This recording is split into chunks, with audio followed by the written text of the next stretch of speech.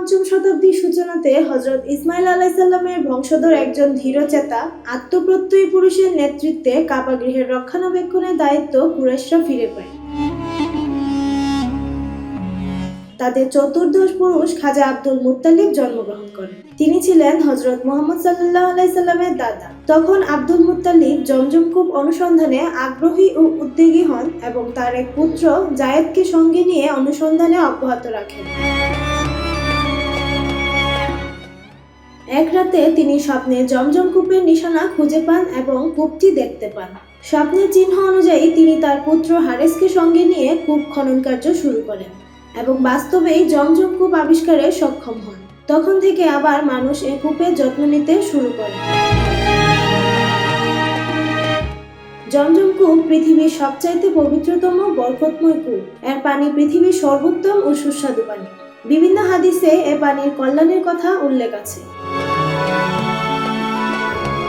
এক হাদিসে ইরশাদ হয়েছে, জমজমের পানি যে নিয়তে নেক উদ্দেশ্যে পান করা হয় তা পূরণ হয়। জমজমের অশেষ কল্যাণ ও বরকতের কথা অনেক হাদিসে রয়েছে। হযরত আবু বকর সিদ্দিক রাদিয়াল্লাহু আনহু বর্ণিত, তিনি বলেন, হযরত রাসূলুল্লাহ সাল্লাল্লাহু আলাইহি সাল্লাম জমজমের পানি সম্পর্কে বলেছেন যে তা হচ্ছে বরকতময় এবং তৃপ্তিদায়ক। হযরত আব্দুল্লাহ ইবনে আব্বাস বলেন, হযরত মুহাম্মদ সাল্লাল্লাহু আলাইহি সাল্লাম বলেছেন, পৃথিবীর সর্বোত্তম পানি হচ্ছে জমজমের পানি। রাসূলুল্লাহ সাল্লাল্লাহু আলাইহি সাল্লাম নিজ হাতে পানি উত্তোলন করতেন এবং পান করতেন।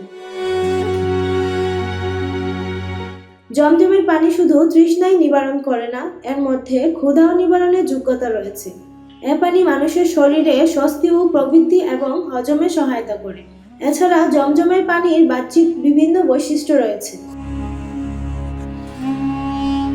এ পানি সম্পূর্ণ জীবাণুমুক্ত। আরও একটি অসাধারণ বৈশিষ্ট্য হচ্ছে, এ থেকে লাখ লাখ লিটার পানি উত্তোলন করলেও এর পানিতে কখনো স্বল্পতা দেখা যায় না। জমজম কূপ মূলত মহান আল্লাহ তাআলার এক কুদরতের নিদর্শন। মক্কায় হজ ও উমরা করতে আসা লাখ লাখ মানুষ প্রতি বছর লাখ লাখ টন পানি পান করে ও বাড়ি নিয়ে যায়, কিন্তু কখনো পানির স্বল্পতা দেখা যায় না।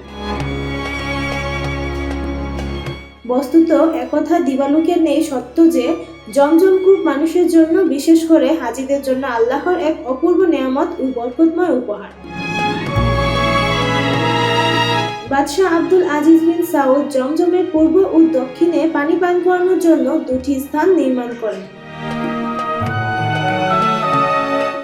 দক্ষিণ দিকে 6টি এবং পূর্ব দিকে 3টি ট্যাপ লাগানো হয়। বর্তমানে কাবাঘরের 21 মিটার দূরে অবস্থিত এই কূপটি থেকে 20 লক্ষাধিক ব্যারেল পানি উত্তোলিত হয়। এই কূপটি বর্তমানে আন্ডারগ্রাউন্ডে রয়েছে। এই কূপের পানি বন্টনের জন্য 1403 হিজরিতে সৌদি বাদশাহের এক রাজকীয় ফরমান অনুযায়ী হজ মন্ত্রণালয়ের সরাসরি তত্ত্বাবধানে ইউনিফাইড জামা দফতর গঠিত হয়। এই দফতরে একজন প্রেসিডেন্ট ও একজন ভাইস প্রেসিডেন্ট সহ মোট 11 জন সদস্য ও 5 শতাধিক শ্রমিক ও কর্মচারী নিয়োজিত আছেন।